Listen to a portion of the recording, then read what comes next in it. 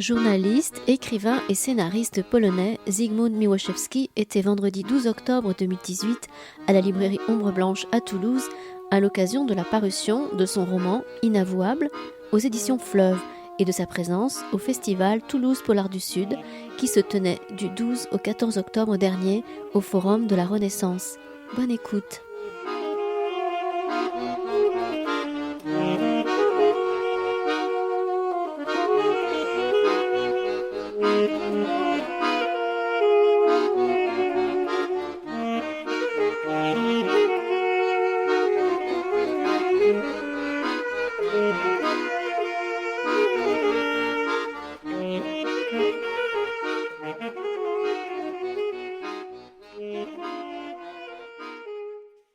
Bonsoir et merci à tous d'être venus à cette rencontre avec Zygmunt Miłoszewski. On est ravis de recevoir parce que c'est un auteur qu'on soutient depuis son premier livre traduit en français, Les Impliqués. Merci à Toulouse Polar du Sud, au Festival Toulouse Polar du Sud de nous permettre d'accueillir cette rencontre. Et merci aux traducteurs également d'être là parce que je suppose que tout le monde ne parle pas polonais dans la salle.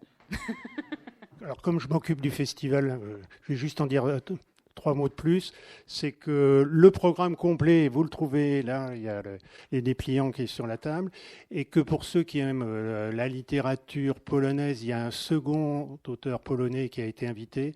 Wojciech Chmielarz. Voilà. Correctement prononcé. Le thème étant de cette année, le polar se lève aussi à l'Est. Donc on a invité aussi une autrice russe qui s'appelle Jana Wagner. Et comme vu de Toulouse, on estime que l'Allemagne, ça fait aussi partie de l'Est, on a invité 2 auteurs allemands, Jan Costin Wagner et Andreas Pflüger. Voilà. Pour ceux qui par hasard ne connaîtraient pas Zygmunt, je vais vous dire vraiment en 3 mots, pas sa vie, son œuvre, mais il est donc écrivain, scénariste, journaliste. 3 livres ont été publiés en France. Le premier, Les Impliqués. Le second, Un fond de vérité, et le troisième, La rage, qui ont un personnage central commun qui est le procureur Théodore Zaki. Alors, je ne sais pas si c'est prononcé correctement. Encore une fois, je garantis rien du tout. Qui sont publiés maintenant en livre de poche, qui initialement ont été publiés, les 2 premiers chez Mirobol et le 3e chez Fleuve Édition, qui est ton éditeur actuel. Traduit les 3 par Kamil Barbarski, qui va faire la traduction, l'interprète. Et donc, on va plutôt parler du tout dernier, qui s'appelle Inavouable, lui aussi publié chez Fleuve Édition et réédité en poche chez Pocket. Alors, je crois que tu as un autre roman, mais qui n'a pas encore été traduit, un autre roman en polonais, mais qui n'a pas encore été traduit. Ouais, en fait, je ne suis pas là ce soir. Je suis en train de traduire ce roman ce moment même, donc ne dites rien à notre éditeur. D'accord, il croit que tu es en train de traduire. Juste pour introduire la discussion, quelques mots pour, sans dévoiler bien sûr toute l'intrigue, sur Inavouable pour ceux qui ne l'auraient pas lu. Par rapport aux 3 premiers, on change complètement de genre. C'est-à-dire que les 3 premiers, c'était des romans policiers avec un procureur qui menait les enquêtes. Là, on a affaire à un thriller historique, donc avec tous les ingrédients du thriller, mais aussi on retrouve l'humour de Zygmunt, la distance qu'il a par rapport au genre, à la façon dont il maltraite un peu les personnages. Et l'intrigue est la suivante. Elle est basée sur un fait historique réel, c'est-à-dire que les nazis, pendant la guerre, ont pillé les collections d'art privées et publiques en Pologne. Ils ont fait ça en France aussi et dans d'autres pays d'Europe. Et après la guerre, les différents gouvernements polonais ont essayé de récupérer tous ces biens et toutes ces œuvres d'art qui avaient été pillées. Et le gouvernement polonais, au début de cette histoire, veut récupérer un tableau de Raphaël qui s'appelle Le portrait de jeune homme et constitue une petite équipe de 4 personnes avec à sa tête Zofia Lorenz. Bon, on reparlera du nom, mais qui fait partie d'un ministère qui est justement la cellule dans un ministère chargée de récupérer ces biens qui ont été volés. Et elle s'entoure d'un Karol, qui est un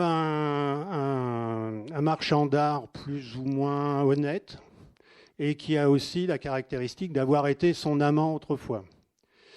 Ensuite, il y a Anatole, qui est un militaire qui fait partie des commandos de l'armée polonaise et qui est lui plutôt en fin de carrière, mais enfin qui est toujours en grande forme, mais qui est plutôt en fin de carrière. Et puis la quatrième personne, c'est Lisa, qui est une Suédoise. Elle n'est pas polonaise, elle est suédoise, mais elle a quand même une qualité importante, c'est qu'elle sait très bien voler les œuvres d'art dans les musées. Donc ce quatuor va se lancer à la recherche du portrait de jeune homme, parce qu'il a été identifié aux États-Unis et on ne peut pas le récupérer, et les Polonais ne peuvent pas le récupérer par des voies légales. Donc il va falloir passer par des voies un peu moins légales. Et le problème, c'est qu'ils vont bien sûr, comme tout bon thriller, ils ne vont pas être les seuls à rechercher ce tableau. Et puis, il n'y a pas que des raisons, disons, historiques. Enfin, si, ce sont aussi des raisons historiques, mais ce n'est pas simplement pour pouvoir récupérer un bien national que tous ces gens, les bons et les méchants, sont à la recherche de ce tableau. Et donc, va s'en suivre, comme dans un bon thriller, des poursuites. On se promène des États-Unis à la Suède, on revient en Ukraine, si je me souviens bien, et puis en Pologne, etc. Donc, vraiment, on a affaire à un thriller palpitant, avec énormément d'humour. Alors j'ai une première question, qui est un peu évidente, c'est pourquoi es-tu passé, disons, du roman policier au thriller de ce type? Bonsoir. Bonsoir à tous et à toutes. Merci pour votre invitation. C'est ma troisième fois à Toulouse. Merci à Camille. Je suis ravi de voir même les écrivains en français qui sont venus d'apprendre leur métier. N'ayez pas peur, je vais parler polonais. Okej. Czyli zaczynamy i odpowiadamy na pytanie, dlaczego powieści kryminalne, bardzo klasyczne, zamieniły się w thriller. Donc, c'est bon, on va commencer maintenant et donc on va vous répondre à la question pourquoi ces romans policiers classiques se sont transformés finalement, ont basculé vers le thriller. Première chose, le cadre d'un roman policier est à la fois très étroit, mais aussi de quelque façon impossible à remplir complètement. Les lecteurs de romans policiers, donc vous tous, vous attendez à voir quelque chose de connu, c'est-à-dire qu'on ait un cadavre, une enquête, une ville, des retournements de situation et, si possible, une fin très surprenante. Mais en même temps, vous voudriez aussi avoir quelque chose que vous n'avez encore jamais lu de votre vie. Et ce quelque chose de différent, cette originalité dans ces trois premiers romans, c'était la description de la société polonaise. Mais le roman policier ne peut pas servir à tout, n'est pas adapté à tous les sujets. Si on veut traiter de sujets dont la société voudrait se débarrasser, les balayer sous le tapis, les cacher dans les placards, là, le roman policier sert parfaitement. Mais il est aussi très facile d'oublier, en écrivant des romans policiers, que la littérature n'a aucune limite. Il n'y a pas, par exemple, de contraintes budgétaires. Ce n'est pas un film, ce n'est pas une série télé. Il n'y a aucun producteur qui débarque en plein milieu en disant « bah non, ça, on n'a pas assez d'argent pour ça c'est trop cher ». Donc la réflexion sur ce roman est partie de deux choses. La première, c'est est-ce qu'on pourrait écrire quelque chose de malin, d'intelligent et en même temps d'assez spectaculaire pour que ce soit impossible à mettre en scène, à mettre en film, porter à l'écran. Et tranquillisons-vous dès le début, il a réussi. L'autre point de départ, c'est qu'en travaillant sur un chantier complètement différent de celui-ci, Zygmunt a découvert que le tableau le plus cher jamais volé dans l'histoire mondiale a été volé en Pologne. Donc il attire votre attention sur l'incroyable ironie de cette histoire. Pour une fois, les Polonais pourraient être fiers d'avoir quelque chose de plus grand, sauf que ce truc-là n'existe plus. Qu'est-ce qui t'a poussé quand même à choisir ce sujet spécifique. Alors, hormis que c'est peut-être le tableau le plus cher, mais est-ce que ça suffit à te motiver pour prendre ça comme base du roman ? Donc effectivement, le tableau en soi, tout seul, ce ne serait pas assez pour justifier un roman. Même le tableau le plus cher, le plus connu, jamais volé. Parce que ce ne sont que, au fond, quelques taches de couleur sur un morceau de bois, en l'occurrence.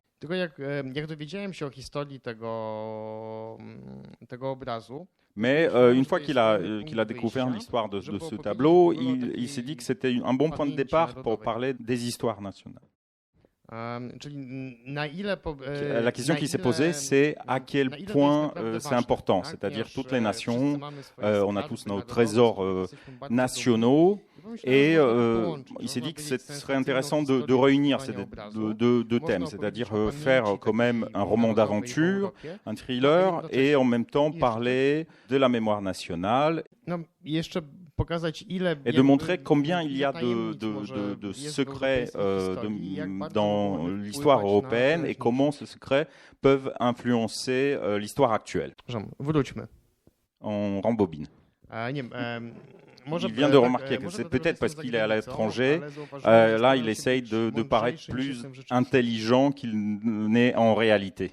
Parce qu'en réalité, toutes ces choses sérieuses dont on vient de parler sont effectivement inclus dans le roman, mais le mobile de sa création a été tout autre. Ce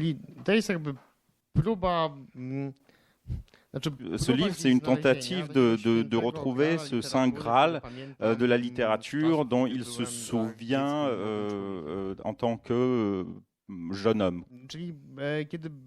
Donc revenir à des moments où la nuit il lisait caché sous sa couette avec une lampe poche pour que ses parents ne le surprennent pas, et en fait il lisait pour découvrir ce qui se passait dans les pages suivantes.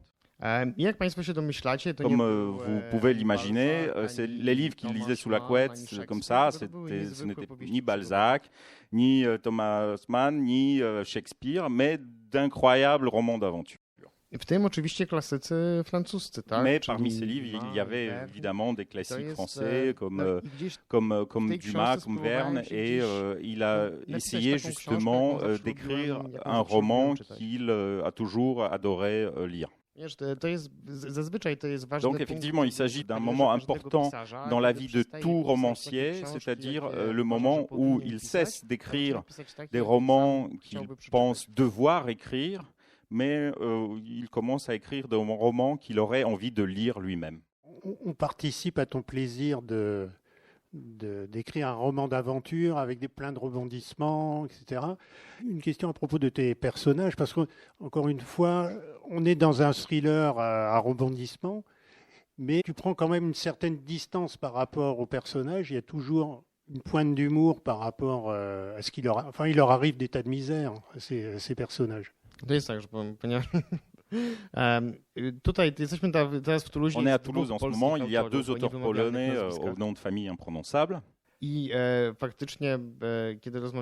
donc, effectivement, quand on voyage à travers la France, on nous pose souvent la question de savoir quelle est la différence entre ces romans-là et les thrillers et les romans policiers que les Français ont l'habitude de lire. Et alors, on répond qu'on est des Suédois, mais avec un sens de l'humour.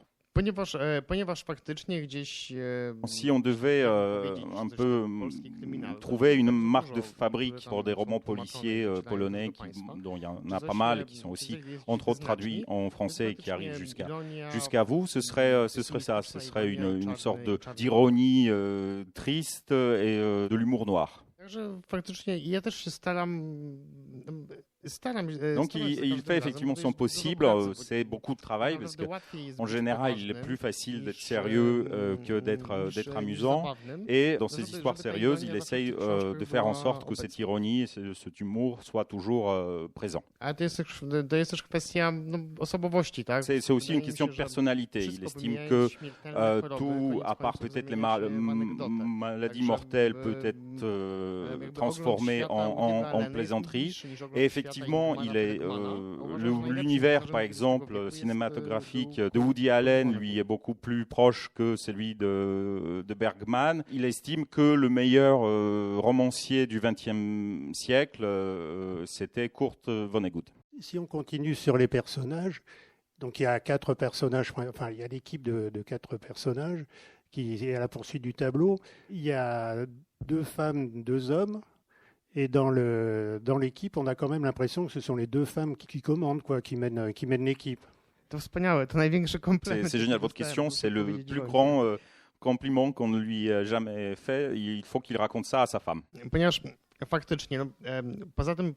Si on parle de son métier, en plus d'essayer de faire en sorte que l'histoire soit haletante, que vous ayez envie de tourner les pages, il y a aussi derrière des choix techniques. Donc effectivement, vous ne voyez pas tout ce travail, on va dire, technique de romancier. C'est comme quand vous voyez un placard qui vous plaît beaucoup, vous ne savez pas que le menuisier est parti dans un autre département abattre un chêne et après, pendant 6 mois, il polissait ses bouts de bois. Là, c'est parti du fait que après les précédents romans, sa femme lui a attiré son attention en disant qu'il avait un petit problème avec les personnages féminins. Que ces premières histoires sont un peu un macho, que les personnages féminins sont un peu creux et ne sont finalement qu'un fond pour tous ces formidables messieurs qui sont sur le devant de la scène. Donc, en effet, dans ce roman-là, c'était un choix tout à fait conscient de mettre les personnages féminins au premier plan et de voir un petit peu comment son histoire fonctionnerait à ce moment-là. Si vous lui posez la question, sa femme n'est toujours pas entièrement satisfaite. Si on revient à l'aspect un peu historique, et donc parce que c'est quand même un thriller, à fort contenu historique, une question aussi assez classique, c'est est-ce que tu as eu besoin de faire beaucoup de recherches, de documentation avant de commencer à l'écrire? En fait, la recherche est un piège béni. Tous les romanciers essayent de bien se préparer à l'écriture en lisant beaucoup d'ouvrages sur le sujet, en rencontrant les personnes concernées, en essayant d'approfondir au maximum leur connaissance du sujet. Mais c'est aussi un piège parce qu'au bout du compte, il faut quand même s'asseoir et écrire ce roman. Donc Zygmunt est un écrivain qui il n'aime pas l'écriture. C'est un processus qui le remplit de crainte. Donc là, il était extrêmement heureux parce qu'il tenait enfin un sujet qui demandait des connaissances approfondies. Donc après 4 mois de recherche, il aurait pu entamer l'écriture d'une thèse de doctorat sur le devenir des œuvres d'art pendant la Seconde Guerre mondiale. En fait, une bonne partie de ces histoires ne sont même pas, au bout du compte, retrouvées dans ce roman, mais c'est des histoires dont on parle peu, que la Seconde Guerre mondiale était aussi, entre autres, une guerre pour l'art. Et donc, dans toutes les armées, à chaque fois, sur la première ligne du front, en plus de l'armée, il y avait des historiens d'art qui savaient très bien quoi voler et où. Passons peut-être les détails, si vous voulez, lui, il peut parler des heures sur le sujet des œuvres d'art disparues, mais juste pour vous donner un ordre d'idée, en Pologne, jusqu'à aujourd'hui, il manque 60 000 œuvres d'art volées pendant la Deuxième Guerre mondiale. Mimo, że tuż po wojnie przyjechał do Polski pociąg ze skarbami. Ces 60 000 œuvres sont toujours manquantes, malgré le fait que juste après la guerre, un immense train chargé de trésors est revenu en Pologne parce que tout ce qui a été volé sur le territoire polonais a été dissimulé en Allemagne dans des mines de sel. Donc imaginez des mines de sel, des kilomètres et des kilomètres de corridors souterrains avec de l'or, des sculptures, des tableaux, etc. Pour finir de répondre à votre question, c'était vraiment un roman qu'il a adoré parce que justement, il avait le droit pendant très longtemps de ne pas l'écrire.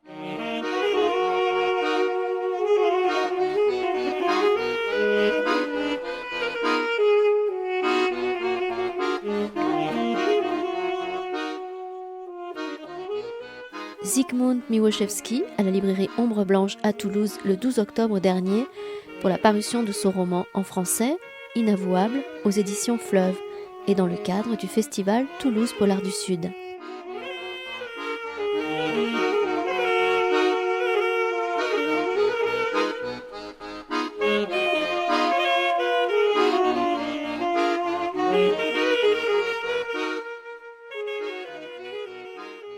Quel rapport tu as avec la vérité historique? Parce que tu as fait plein de recherches, mais une fois ces recherches faites, est-ce que tu voulais à tout prix coller aux faits historiques ou comme tu es écrivain, tu as le droit de prendre les libertés que tu veux par rapport justement à cette vérité? Les romanciers, il n'est pas historien, donc il y a une sorte de formule de proverbe américain qui dit ne permet jamais à la vérité de se mettre en travers de la route d'une bonne histoire, et c'est exactement ce qu'il suit.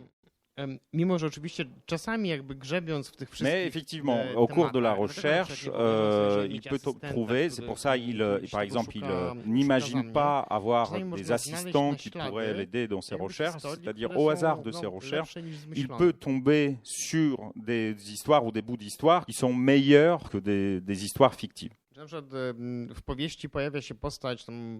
Donc, par exemple, il y a un personnage dans ce roman, un personnage de baron, ou en tout cas un aristocrate d'avant-guerre qui s'est acheté une île sur l'Adriatique. Sur cette île, a bâti un palais et dans ce palais, il a commencé à stocker des œuvres d'art qu'il achetait à travers toute l'Europe.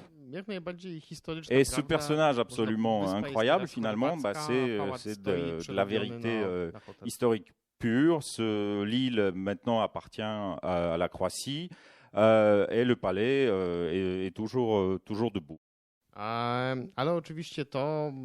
Mais après, le contenu précis de la collection mystérieuse qu'il avait dans ce palais et un peu le devenir de certaines œuvres d'art, là, déjà, on bascule dans la fiction.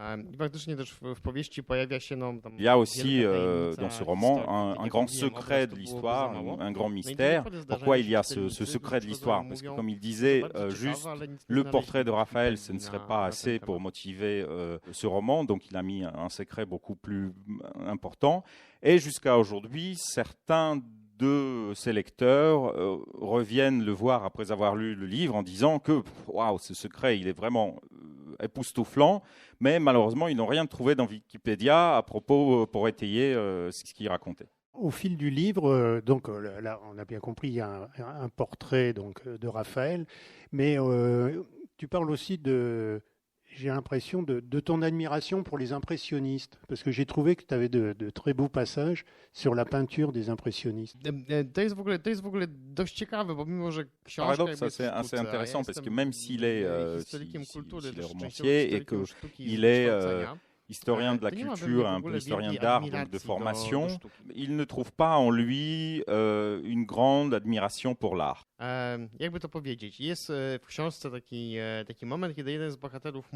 Pour illustrer ça, en fait, il y a un personnage dans le roman qui dit que l'avenir de la nation ne repose pas sur la manière dont on prend soin de quelques traces de couleur sur des bouts de toile, mais l'avenir de la nation repose sur la manière dont on élève nos enfants. Donc, pour que ce soit clair, il a vu les plus importants musées de l'Europe, mais voilà, ce qui se passe, c'est qu'il rentre dans ces musées, il voit les œuvres et finalement, il ne ressent pas grand-chose. Et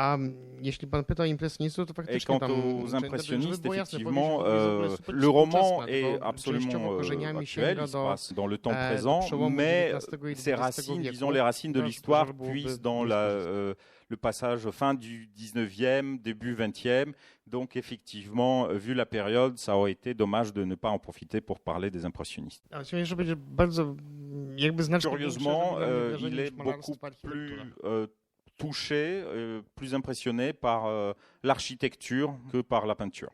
Alors, j'accepte la réponse, bien que je sois toujours convaincu que tu décris très bien la peinture impressionniste, les jaunes, etc. Enfin, je trouvais que c'était très bien décrit et donnait vraiment l'impression de voir de vouloir voir le tableau en tous les cas. Mais à propos de l'architecture, je vais rebondir là-dessus. Quand tu décris l'architecture polonaise, par contre, t'es pas très sympa.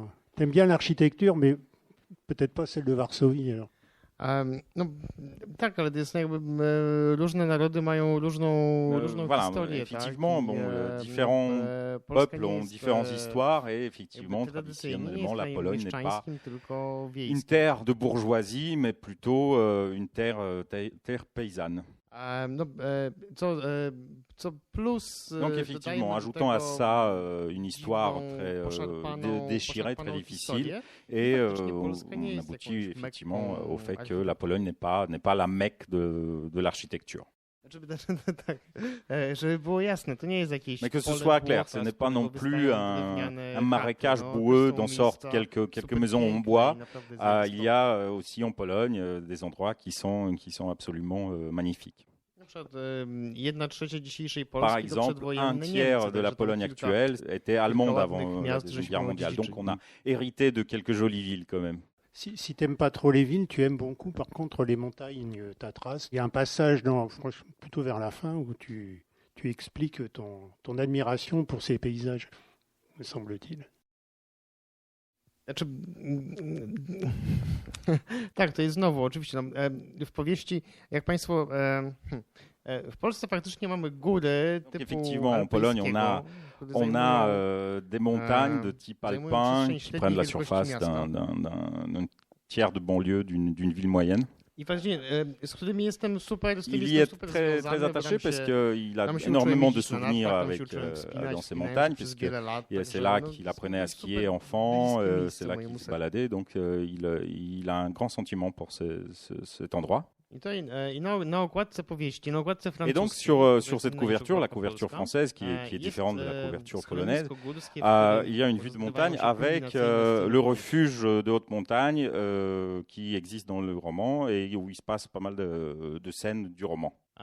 Et au fond, au second plan, on voit une magnifique montagne enneigée immense, qui par le graphiste a été recopié depuis la Suisse, puisque c'est le mont Matterhorn. Donc c'est quoi? C'est le Cervin? Non, c'est pas ça. Non. Le Cervin en français. Widzicie Państwo, tak? To zasługuje na son style d'écriture mérite l'ironie et de l'humour noir. Quand on a de la montagne, il faut en copier une depuis la Suisse. Quand on a une mer, elle est froide. Et quand on a des villes, elles sont allemandes.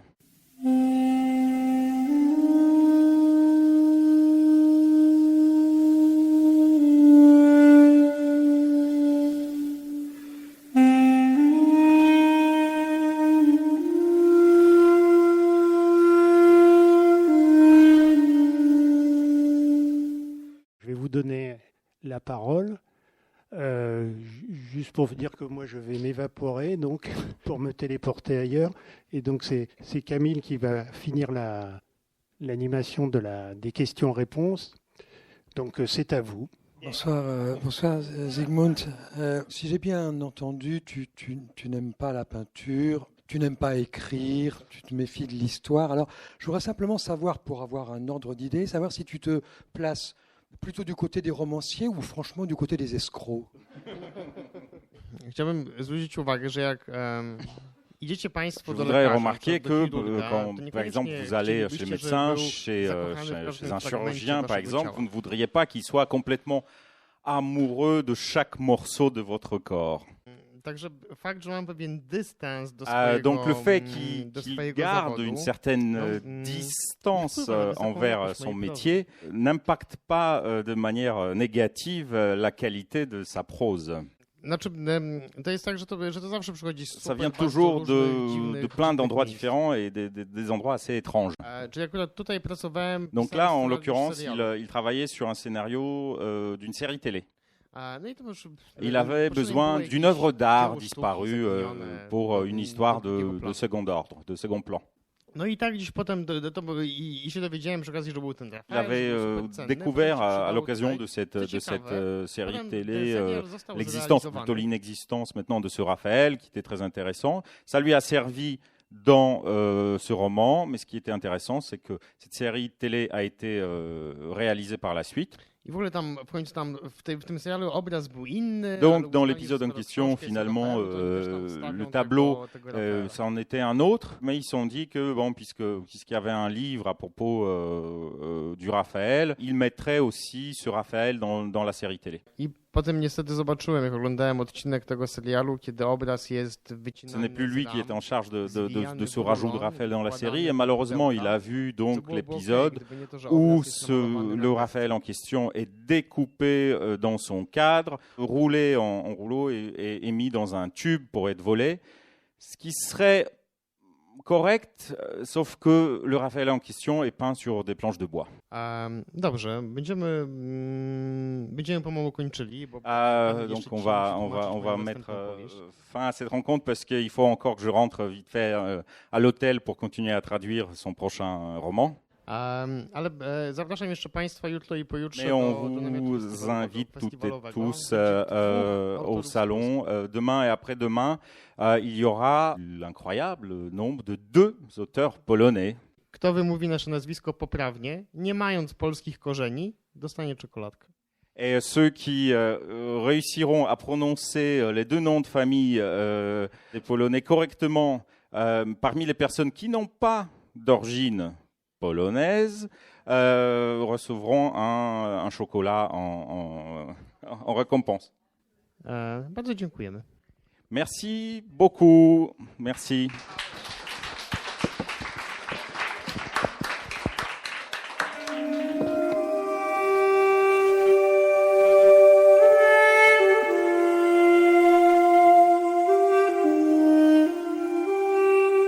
Vous venez d'écouter Zygmunt Miłoszewski, auteur de Inavouable, à la librairie Ombre Blanche à Toulouse, vendredi 12 octobre 2018. La traduction était assurée par Kamil Barbarski. Zygmunt Miłoszewski a aussi fait paraître aux éditions Mirobol Les Impliqués, Un fond de vérité et La Rage, une trilogie récompensée par de nombreux prix littéraires.